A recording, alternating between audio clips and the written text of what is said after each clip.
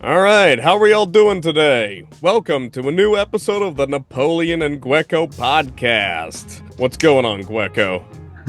What's up, my man? What's up, Napoleon? Yeah, I'm so ready to as you go. can see on my background, I'm all ready for Super Bowl 59, and I do have my Super Bowl 59 picks and predictions video. You will see a link for somewhere at the top of your screen or down here somewhere in the video, so be on the lookout for it. If you haven't seen it already, check it out. And if you've watched any of my other NFL videos, you probably already know who I have to win the Super Bowl. But I got invited to a watch party. There's going to be open bars, so it's going to be a lot of fun regardless of the outcome. That's awesome. Yeah. Where in that is that in Nevada? Yeah, it's in Las Vegas. Basically going to be a buffet and an open bar. Of course, you do have to tip the bartenders, but hey, you're getting drinks that you'd otherwise have to pay $10 a piece for if you were just at a typical bar watching it, if you could even get a spot at most places on the Super Bowl, It's because gonna be packed. during the Super Bowl, like especially closer you get to the tourist areas in Las Vegas, even non-tourist areas like the local Buffalo Wild Wings I go to that's not even on the strip, it still will fill up on Super Bowl Sunday. So you basically have to tell maybe a bartender you know really well, like, hey, can you save me a seat that day? So you still have to reserve your spot, but the closer it gets to the Super Bowl, the more crowded Las Vegas is, especially with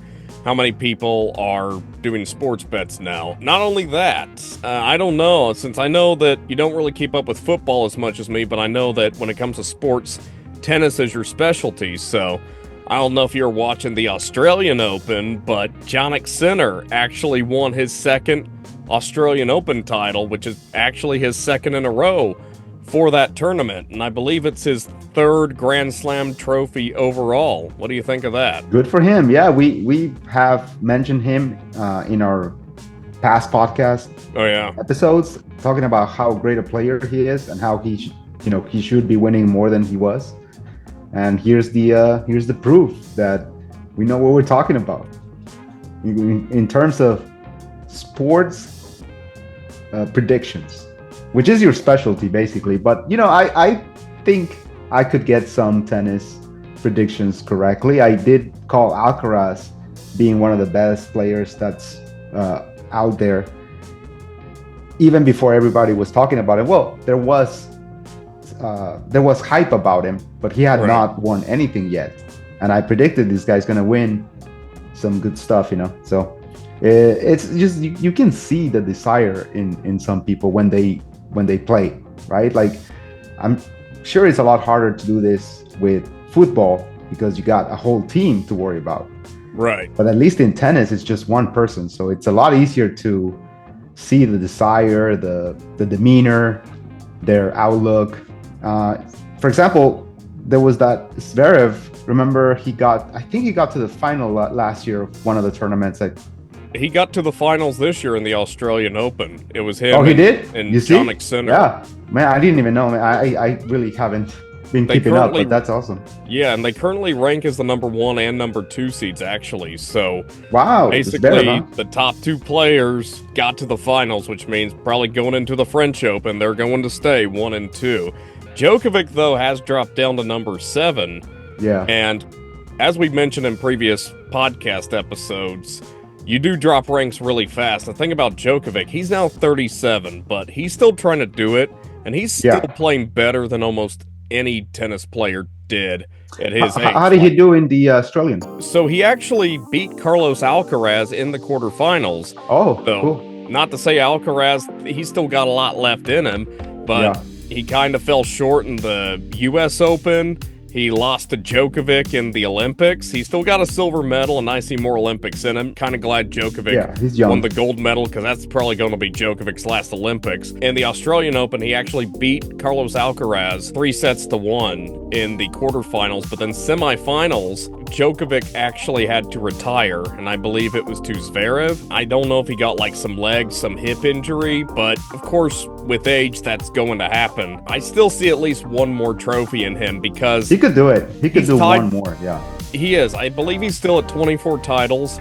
He's tied with Margaret Court for the most titles ever won in like individual Grand Slam tournaments, and you know that he is trying to be the best of the best. He wants to be right there at the top. He's already surpassed Serena Williams, like Steffi Graf, all those, like Roger Federer, all the other players that were at the top, but he wants to be number one. He doesn't want to be tied. So it's like, I bet he's going to play till he's like 40.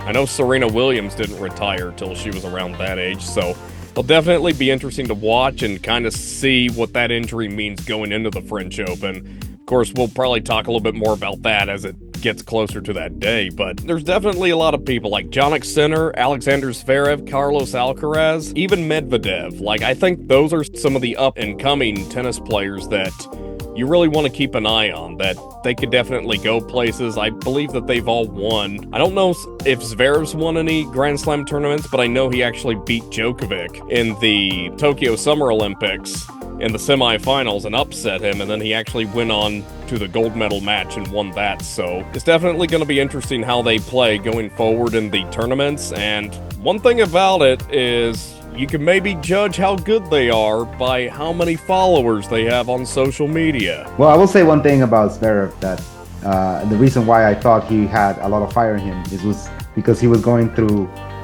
some turmoil with his girlfriend. That was like, they were calling him he was basically getting me too a little bit.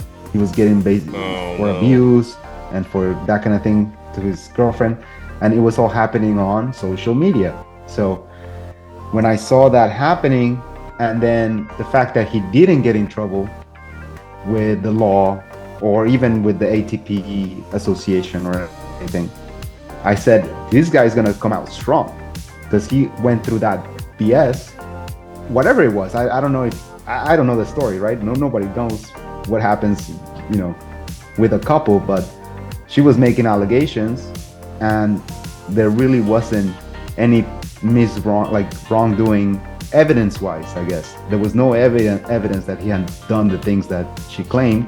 Right. And on social media, he was getting backlash for it. And then I said, social media is against him. If he overcomes that, which looks like he kind of did, he's gonna come out strong.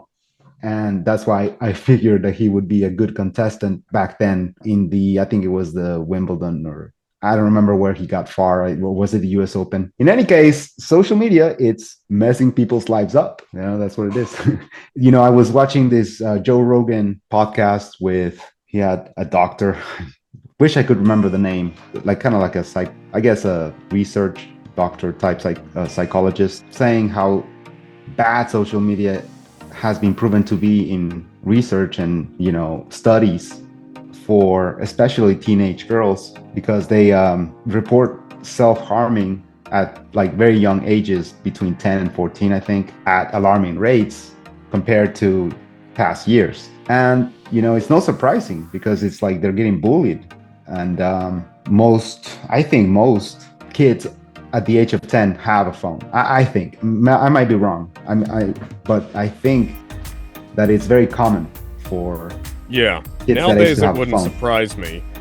But the thing is, okay, so we worry about that, right? Because it's kids, right? So it's like we need to do something about that. And that's up to the parents and to the school districts and all the politics involved around making rules or whatever.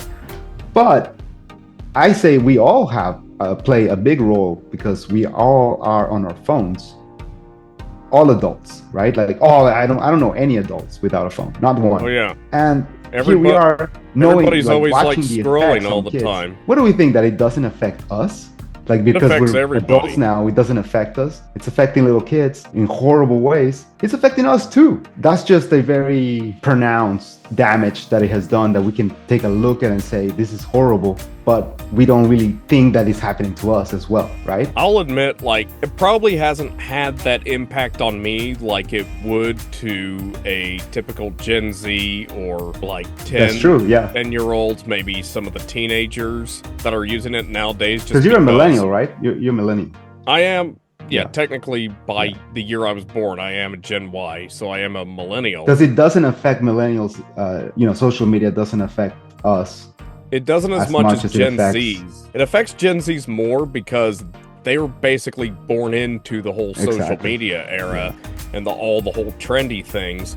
the Gen Ys, I grew up with cassette tapes and VHS tapes, and when people are like, oh, you're probably too young to know VCR is, and I was like, no, I actually grew up with those. Like, my parents were very low tech growing up. I didn't even have my first cell phone till I was 16. And that was only because I was getting my driver's license. My parents, they always worried about me all the time and my whereabouts and all that. Overall, they meant well by it. They cared about my safety and all that.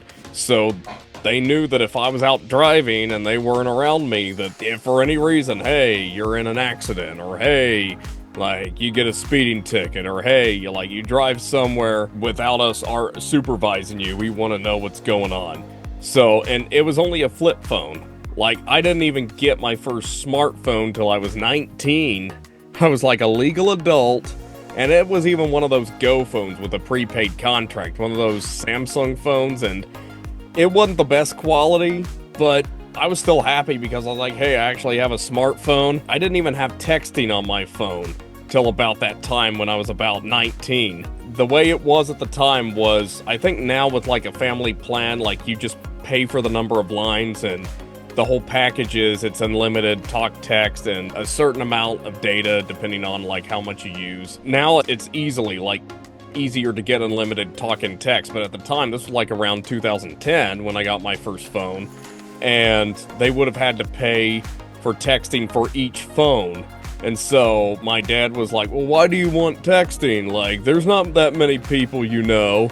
And so I basically had to use an iPod Touch at the time, which wasn't even an iPhone, but it was basically like an iPod that, like, a lot of the features of an iPhone, but it couldn't make phone calls, you couldn't do text messages. But if you were connected to Wi-Fi, they'd have these free texting apps where it's like you would come up with your own phone number, and you might have to watch ads to get minutes and stuff or whatever, but you could still technically text people. But I had to be around Wi-Fi, so I'd have a couple of friends being like, why are you taking so long to respond to my messages? And I'd be like, well, I have to be around Wi-Fi. I don't have texting on my phone.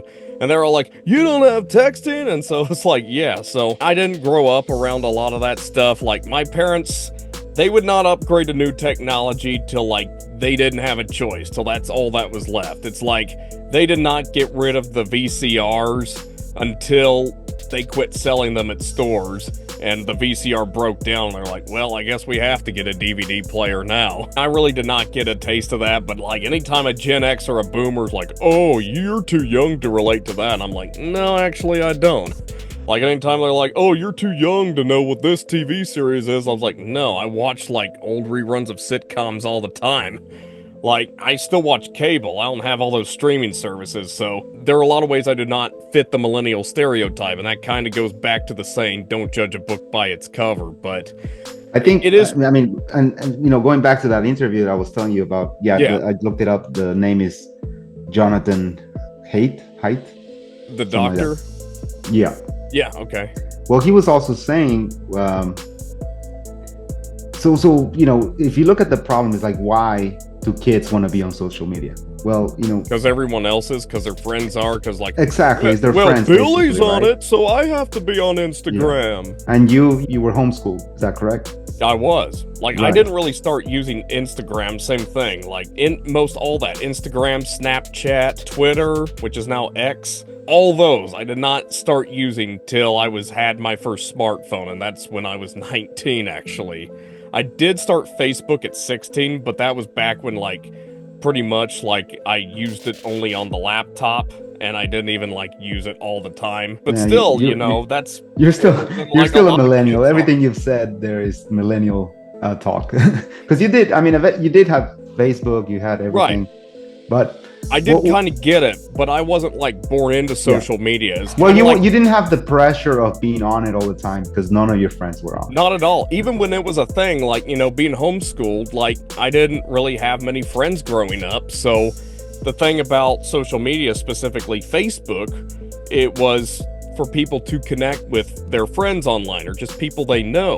And there weren't many people I knew, so it's like I really did not have anybody at all pressuring me to get a Facebook. I just got it one day because there were like some people I knew at the time that were like, hey, you should use Facebook. They have these fun games on there. And I was like, oh, cool. So that was like a lot of the reason I even started a Facebook account, was to play certain Facebook games. They're not like as much of a thing anymore now, but the thing was though, still when I started social media, I wasn't really like sucked into it. I was just kind of like, I guess I'll just start an account here. But like, I wasn't really attached to it. But like, I know the Gen Zs, like, it's doing stuff to them all the time, but also, I do get how it doesn't matter what your generation is. I think, like, you know, Gen X, it probably is not as much of an impact as a Gen Ys, and it's not as much of an impact on the millennials as it is Gen Zs. But overall, though, and we talked about this on previous episodes, even on, like, one of our really old episodes, like back in our original studio for the podcast, I did talk about how during the year 2020, when there was the quarantine and stuff was closed, people were spending more time on social media just because there wasn't a lot for people to do, so hey, why not get on Facebook and stuff all the time? So I'd watch all these people having all these posts, and then people arguing with each other in the comments, just on all this different stuff. A lot of it had to do with the pandemic, the virus and stuff, but then they got into other political issues, and there were all these people that they acted like they're 100% correct, and if you disagreed with them, you're a horrible person. They call them a bunch of names and stuff, and it just eventually got to the point to where it was somewhere during like the summer of 2020 was when I started reducing my use of social media, just because it was just starting to get me depressed. And not only that, I do try to post on Instagram a decent amount of time, just because that's like probably the most popular social media platform, and that's usually the first platform in which people do get discovered, where people are most likely to notice you. So I do try to post on there and promote like our podcast and my other videos and stuff, just because that's the easiest way to get noticed. And that's a lot of the reason I use it. But I can kind of see, like, if I spend too much and I'm scrolling around, I'll see all these people, like friends of mine, being like, hey, I got the open for this famous headliner, this comedy club over here. Ooh, I'm gonna be on the road this summer, traveling to all these other cities doing shows. I'm like, I wish I was as funny as they are. Or, you know, you just see other people going like, hey, I got to meet this celebrity, or hey, I'm getting to go travel to all these countries. I get it, how it's like, you know, if you want to post stuff, you want to post something interesting, like, hey, I got to go to Athens, Greece, or I got to go to Paris, France, stuff like that. So it's definitely stuff like, you know, you're posting your vacation photos or just photos with famous people and stuff. Sure, that's exciting. I do some of it myself. You definitely want to put the high points of your life, like a lot of the great things going on. Those are the things you want to share about. Like, nobody wants to see posts or pictures from someone like, oh, it's just another day, I was just so lonely, had no one to talk to, and I got nothing good going on for me. No one wants to see that. They want to see fun, exciting, positive things. But at the same time, especially for the Gen Zs, and why it kind of has more of an impact on them, is like, you know, I've been around enough to where I'm at the age to where, you know, I can see through the illusions. I kind of know how the real world works. I kind of know what you have to do to market yourself. You kind of have to oversell yourself. But the thing is, to all these Gen Z people, like, I used to think the same thing back when I was new to a lot of this stuff. And plus, like, their brain's not even fully developed. So they see all these people, like, posting all these great things, and they think that their life is just sunshine and lollipops. That they just get to wake up and just get to do all this great stuff 24/7. They basically make their life look better than it actually is. Like, they don't post like a lot of the stuff that goes on, like all the drama that they had to go through, all the ways that they had to work their way up to like get to like some of the opportunities they have. They don't kind of post about that. They just post like the highlights. It's kind of like, you know, a football game where you only watch like the touchdowns. That's not the whole game. There's so many other drives that ended in a punt or like no score. There are a lot of 3 and outs in the game, but like when they replay highlights, they're not just going to show those, they're going to show the scores. So that's kind of how it is with social media, but like a lot of the young people, they don't really realize that, and I can understand why that will cause a lot of depression. If something else we talked about in a previous episode, we kind of scratched the surface on like artificial intelligence. There's kind of theories going around talking about how, like, you know, how Instagram models, how they might have the perfect body. It'll get other people on there, like maybe younger women on there, to be like, oh, I gotta look like them. Well, they got AI models on there where it's very possible that these are guys that are creating these models. They look almost real, but it's like you see their body and you're like, okay, it would be almost impossible to have a body like that. Like, you could work out in the gym 7 days a week, and you're not going to look like that. Once again, the young people, they don't know that. Even some of the guys my age who, like, just look at Instagram models, they think that they're actually real. They don't know they're AI. I think people are catching up. I mean, catching up to it. I think they are realizing, especially because there are a lot of AI videos for entertainment that are not hiding not to be AI. Right. That, you know, we're getting bombarded by these anyways. So once you see a model, you're always going to kind of ask yourself, especially there's a little thing that there, I mean, because still is not at a point where it's 100% indistinguishable. We're getting very close. It gets getting very close, but for the most part, there's little tail signs. And also, I think it would be unethical for someone to pretend that they're real and that they're actually AI. Not to say that they can't pull it off, but if they do get found out on the internet, they're gonna get exposed and probably not a good look. So people who are like guys who are making AI content, they specifically tell their audience that they are. Maybe not bluntly, like in your face. Maybe they do want certain amount of people to kind of think that it's real, so they make it as real as possible. But if you dig deep, you'll find out it's an AI project. The kind of interesting and I guess weird thing about it is that even though guys know it's AI, they still subscribe to her and maybe talk to her and stuff like that. So at that point, you're like, what is the intention behind, you know, going on someone's OnlyFans? Is it because of the way they look, or do they actually want to have a connection with the person in some way or another, whether it's through text or voice calls or whatever? And now they even know that it's AI, so there's no fantasy there that it's a real girl. They know it's AI, and they still pay for the subscription to talk to her and be their boyfriend. But that's the thing, is like you said, like we cannot relate to that because of our age and the generation we're at. But the new kids is like, I don't even know what they're gonna be talking about, like seeking, you know what I mean? What are they gonna be seeking? Like for us, I think we all, even though social media and the phones were a big part of our lives, for most of our lives, I guess, already at this point, we still kind of seek to be more personal, right? Like to have real or less digital experiences. But for the new kids or the new generations, maybe not. That's not going to be the case. Maybe they will prefer an AI virtual experience versus, you know, the real thing. You know, for example, like when I was a kid, we wanted to go to parties. We wanted to dance and meet girls and go to the movie theaters and be social. That was like what we wanted to do. We wanted to play soccer, to play with each other and stuff.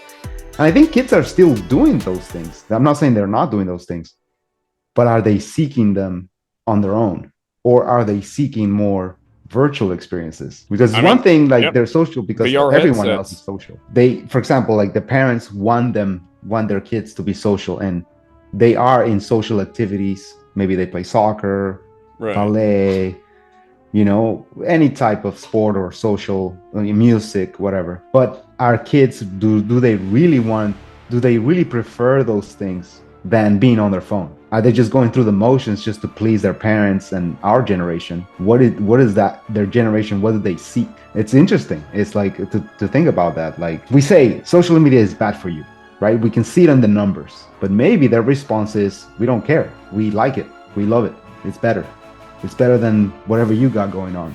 And we say, no, ours is better because that's how we grew up, but not them, you know? So you definitely raised a lot of good points, and some of these we could basically stretch out into a whole episode. Basically saying is that a lot of people, like, it has kind of gone mainstream, and it has been, like, even before AI, they could have real people in Photoshop and make them look like they're a lot skinnier, and kind of like, you know, increase other parts of their body. They talk about the impact it has on young women. You don't really hear much about the impact a lot of that has on young men. And a lot of that is going to like OnlyFans. It's porn and they're now having and video games.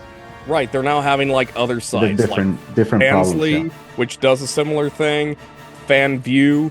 So there are more of those sites that they're doing because obviously OnlyFans is so popular. There's other people going, hey, I want to do something like this. You are right. There's actually a guy, I think he used to be in the porn industry. He is an ex-porn star. I believe he goes by the name Sterling Cooper, but I will go ahead and leave a link to a YouTube video he did in the description. To be honest, like, I'm not at all against the porn industry. Like, I have no problem with it. Let people watch it. But this guy, like, being an ex-porn star, he's straight up against the porn industry. He's not like one of those people that's like, don't have sex till you're married. He's not like conservative. He's just like, tone down the X-rated content in your life. He made a video kind of telling why OnlyFans has a negative impact on like a lot of guys, specifically young men, is that if you want to watch porn, there's so many places, like, you know, you could just go to Pornhub, find free videos, or like X videos, RedTube. There's so many different porn sites out there where you can watch porn for free. OnlyFans, though, these guys pay for stuff because, okay, maybe there's a specific Instagram model. Like a lot of Instagram models,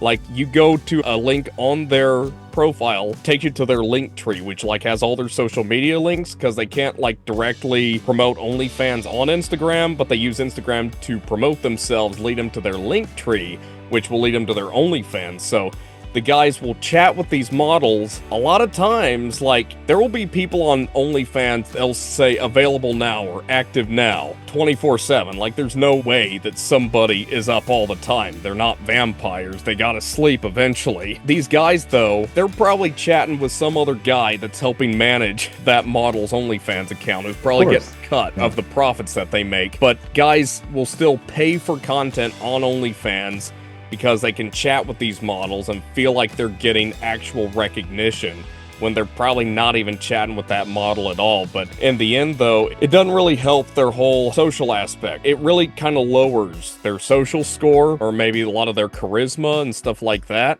Well, it's definitely going to have a toll on you, I think, if you go down that path. It definitely has a bad long-term impact, and it's going to get expensive. Long term, it will have a bad impact on most of the guys who use it. The bad impact is not only going to hit their bank account. But you know what? They don't care. It's like maybe you're saying all this stuff and it sounds reasonable to think, what are you doing with your life to these kind of guys? But maybe they'll tell you, you don't know what you're missing. You know, this is awesome. I love it. I'm willing to pay my earned money, which I can do whatever I want with it, and have a good life doing it. And I love it. Like, the thing is, we see our things from our lens, and it's scary to think about their lens when we think of these things as being so wrong, right? Like, you mentioned that you have no issue with prawn being on everywhere, right? That's actually that's really none of my business. Like, well, I'm not gonna like promote it, but I'm not gonna try to censor it. Right. You said, you know, you can watch whatever you want. I agree with that. I agree. Like, if you want to watch whatever you want, that's, I mean, not whatever, because we do know that there are some restrictions attached to that. We're not gonna get into that, but anyways, like, as long as it's consenting, all that, then you could watch whatever you want. I agree. However, the accessibility, that's my problem. That's my beef with it. It's so accessible that your 10-year-old can grab your phone and type in whatever they want and get whatever you can get. And that's the issue. And I think they have been doing legislation recently to combat that. And that's good, right? In my opinion. I mean, there are people who are going to say, no, it should be accessible.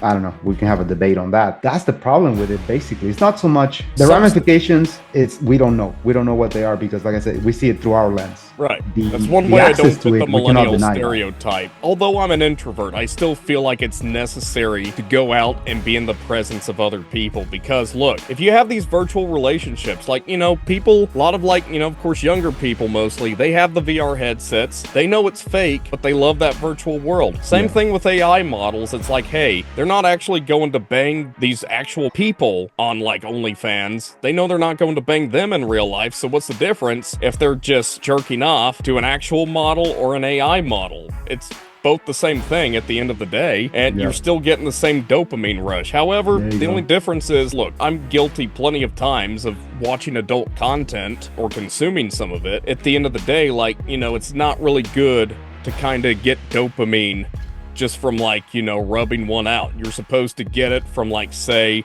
We complete a podcast video, we get it uploaded, we're promoting it. That's an achievement in my opinion. Or I go to the gym, I finish a workout, I get that dopamine rush there like, hey, it wasn't easy, I didn't enjoy working out, but I got it done. That's where you want the dopamine to hit. When your brain rewards you that easily, it will have bad long-term effects. And it is something that I will admit that I myself am still struggling with. So like I said, I feel like porn should be like alcohol. Keep it in moderation. We do live in a world where those two things, alcohol and porn, are accessible everywhere. So you just gotta do you, right? You can't force everyone to get it off the shelves and take it on the phone. That's it. You gotta deal with it. You gotta like do it for you if you want to do it. Which is the tough part, really, is to do it because there's really no support. Everyone is doing it. That's the thing. It's like there's so much out there, they can't stop everybody. So at the end of the day, though, it's really all up to you. You have to set your limits. And at the same time, some people will be like, oh, cut it out 100%. Like, maybe for some people they have to do that, but I feel like there's no one size fits all. Set your limits, know your restrictions, don't go too far. You drink too much and pass out, okay, you don't want to watch so much porn to where you're jerking off 3 times a day. Cool, man. It's been a good one. Absolutely. Definitely some interesting topics. Let us know what you think. We'll see you on the next episode of the Napoleon and Gueco podcast. Peace, everyone. Peace. I hope you really enjoyed this video. Check out some of the other content we have on this page and make sure to subscribe so you are always notified when new content becomes available on this channel. And I will see you in the next video.